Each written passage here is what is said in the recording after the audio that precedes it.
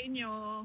Maraming salamat sa pagpunta ninyo sa Duterte Street para magpakita ng suporta kay dating Pangulong Rodrigo. Sa inyo, maraming salamat sa pagpunta ninyo sa Duterte Street para magpakita ng suporta kay dating Pangulong Rodrigo Duterte. Pinapaabot niya ang kanyang pagpapasalamat sa inyong lahat at lagi niyang sinasabi na huwag daw kayo magsakripisyo para sa kanya. Pero lagi ko din sinasabi na alam nyo na, lagi naming napapaabot yung ganyan na mensahe, pero tuloy-tuloy pa rin yung pagpunta niyo dito sa Den Haag at pagpapakita ng suporta sa kanya. Kaya maraming salamat. VP Inday, good afternoon. Kamusta po kayo ngayon, ma'am? Ano ba? Nalulungkot at nakakagalit yung nangyari yung nangyayari sa ating bayan ngayon. Lalong-lalo na doon sa pagpapakita ng disrespect sa institusyon ng Senado.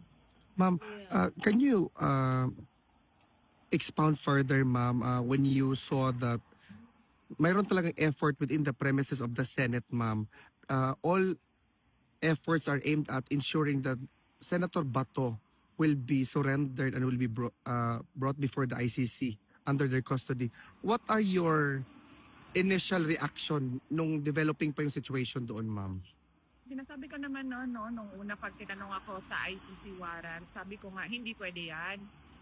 Dahil ang mga foreign courts at foreign tribunals, wala silang jurisdiction sa loob ng Pilipinas. Kaya wala ding visa lahat ng mga issuances ng foreign courts at foreign tribunals sa Pilipinas, maliban na lang kung ipasok yan sa loob ng local courts. At yung local courts ang mag-issue ng kanyang sariling Philippine order base doon sa mapag-usapan sa kaso. Yun ang dapat na proseso. Dahil kapag sinasabi mo na pwede yan sa isang Republic Act, masasagasaan niya yung rights ng isang accused na nasa Bill of Rights natin, na protektado ng Constitution natin. Ibig sabihin, nababiolate yung rights ni Senator Bato de la Rosa. At nakita na natin noon, kaya nga 'di ba nung nangyari yung pagkidnap kay dating Pangulong Rodrigo Duterte, sa paningin ng buong mundo ang tawag nila doon ay extraordinary rendition. Hindi 'yon surrender.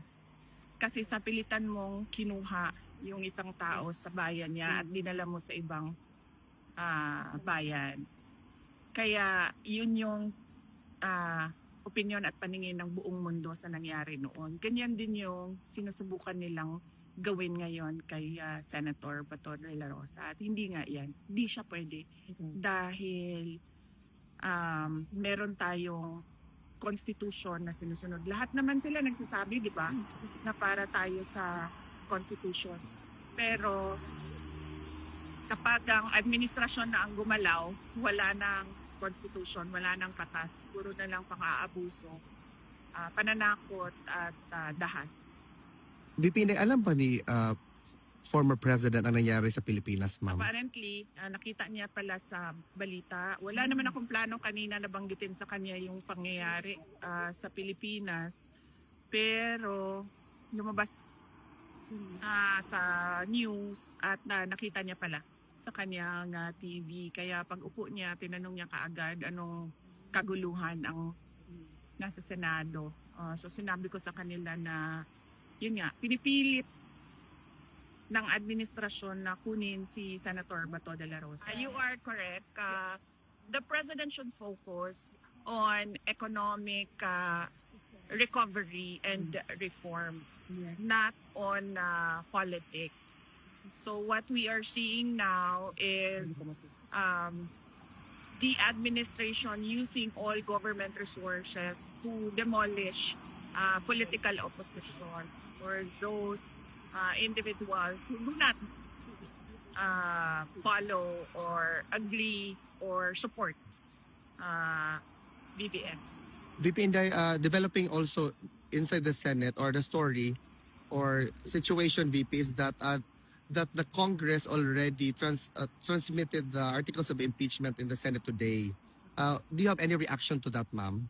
We have a defense team, impeachment defense team who takes care of the issues and concerns regarding the impeachment. So I leave it up to the lawyers to do their work. Ma'am, do you have a lasting statement to address the Filipino people watching the development of our country, particularly what happened tonight? Una niyan, si dating Pangulong Rodrigo Duterte, sunod yan si Senator Bato at kung sino pa man yung ibang mga sinali sa complaint ko dyan sa ICC.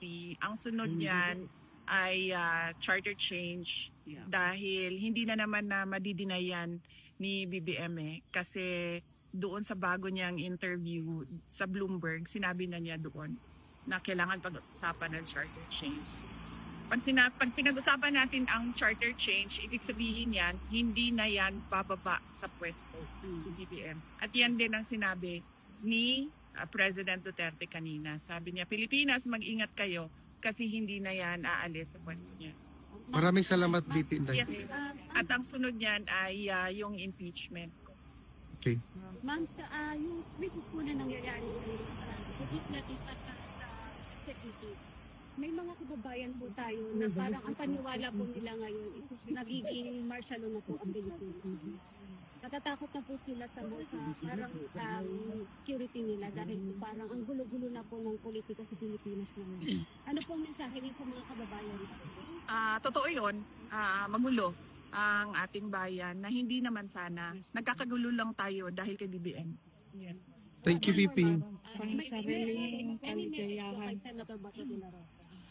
Kay Senator Bato de la Rosa, kahapon nagkausap kami pero naikli lang yung pag-uusap namin kasi meron silang meeting na ginagawa. Kanina, tumawag siya sa akin. Unfortunately, hindi ko nasagot yung tawag niya. Nung tumawag ako ulit ay hindi na siya nakasagot. Meron akong nakausap kanina na nasa loob ng Senado pero hindi pa nangyari yung kaguluhan. Hindi pa nangyari yung putukan.